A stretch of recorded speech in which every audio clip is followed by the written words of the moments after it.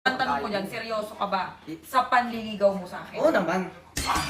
Paano ko masasabing, hindi, paano ko masasabing seryoso ka? Pero seryoso ka mo, bumalik ako. Yung mga alam, di tumawag na, di ko ginawa eh. Parang, malaman mo, natotoo, di ba? Na seryoso ka? Yes. Alam mo ba, yung video natin, nag-issue na tayo agad. Issue lang yan, hayaan mo sila. Nanliligaw ka lang naman. Anong masama? O, di ba? Anong masama? Wala namang masama doon Oh, sa diba? nanliligaw. Pero kasi, ang dami kong natanggap na bad comment.